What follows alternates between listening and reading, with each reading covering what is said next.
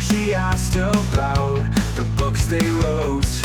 And she interviewed the authors on the books they wrote.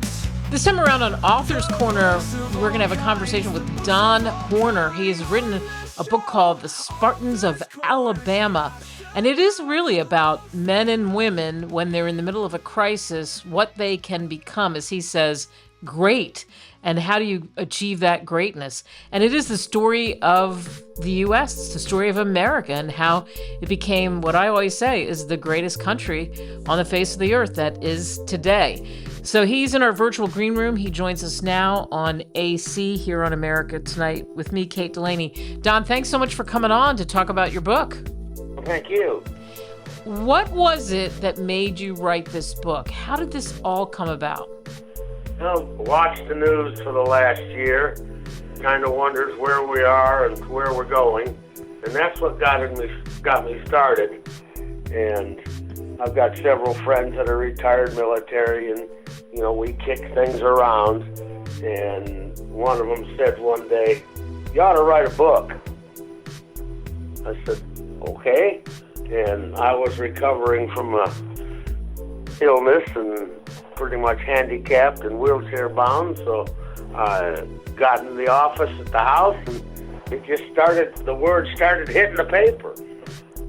Yeah, and thank you too for your service. You were a Marine, and in the very beginning of your book, you talk about all the key characters. You list them all, and you tell us where they were, the tours, which I think is wonderful. How many multiple tours, where they were, what battalion they were with, and all of that.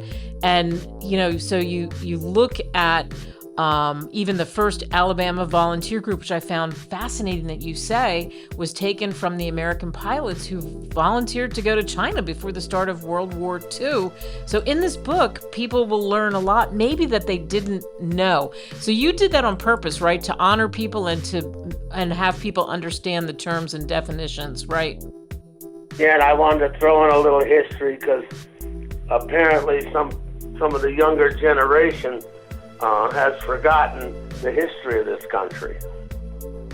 Yeah, and how important is it, do you think, to know the history of the country all the way back from the founding fathers? I think it's critical to our culture, and it's our heritage. Yeah, absolutely.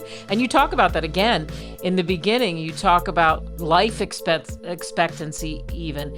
You talk about when people were elected, when men were elected, what was their age, and how many terms they served in the Senate and the House, which I think is so significant. And you look at where we are today, too.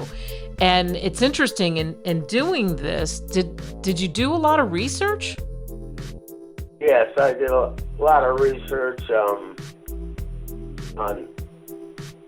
government budgets, deficits, the size of National Guard units in each state, and yeah, and you can see that in the book. And you specifically lay out wars too, right? Where you go through it. And even, I love this one quote you have. You say, Ho Chi Minh said in 1965, if we can hold out against America for 7 years, they will quit. And you say he was right. 7 years later, we departed Vietnam. And you say, yet we could have won the war. The troops performed well and won every engagement with the enemy, but the politicians wouldn't let us win. As some units took the same hill several times. And you point that out for specific reasons, right? Right. I mean, you never pay for the same ground twice. I mean, I learned that in boot camp in the Marine Corps. I mean, you would think the generals and the politicians would know that.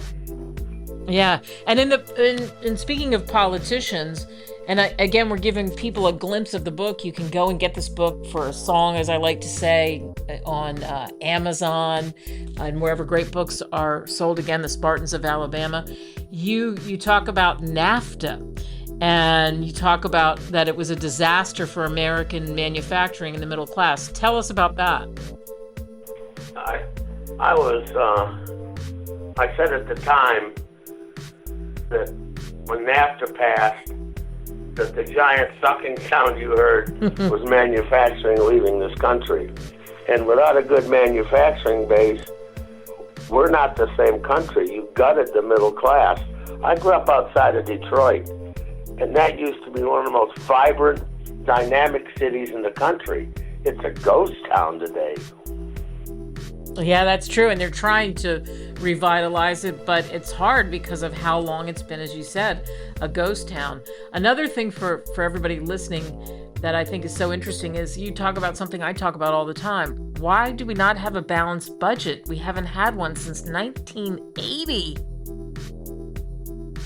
Yes, you would think the highly educated people we send to Washington know that you can't deficit spend forever.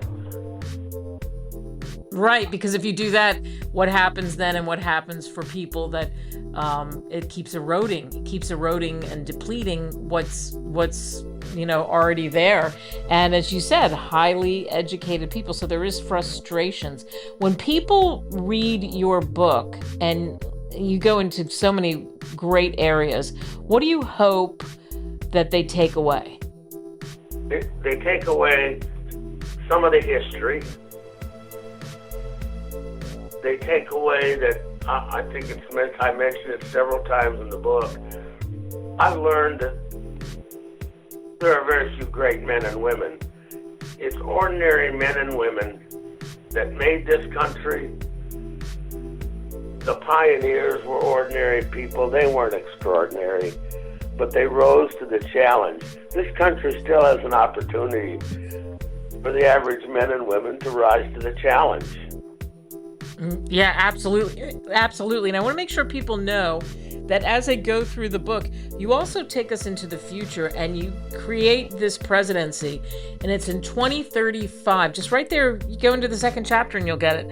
And you talk about that second year of John Austin, who is the president. You talk about Chinese invading Taiwan, which is a subject that gets talked about now, and what's happening with Taiwan. And you talk about the battle and all of that. Was it fun to write that, to look ahead as to, geez, these are some of the things that can happen? Yes. If you know your history, the same thing occurred in the late 30s and early 40s with Japan. It became a Japanese lake, the Pacific. And the same thing could happen again. I said in the book, famous names, especially for all Marines past, present, and future, Guadalcanal, Tarawa, all those become Chinese possessions. Yeah. And you talk about, too, I mean, what do? You talk about, and you lay it out, the battalions, you talk about what happens in the future, and you even have this one, it just made me smile. You talk about this state park campground that would be utilized to house the construction unit and some key dependents and civilian workers. So laying out what happens, pushing forward. I don't want to tell everyone everything about the book, but it is really fascinating the way you broke it out, for sure. For you, people encouraging you, Don, to write it, and then you writing it, actually doing it and having it out there, what does that feel like? Well, it felt good when I finished it. After I finished it and read it several times myself, I said, I was pretty proud of what I did. I mean, I'd never written anything before. Yeah. Well, you should be proud. Thank you so much for your service, and again, how you honor so many people in your book. The book is called The Spartans of Alabama by Don Horner. You can get it on Amazon. You can get it at Barnes & Noble, wherever great books are sold, like I said before. Don, thank you so much for coming on the show. Thank you.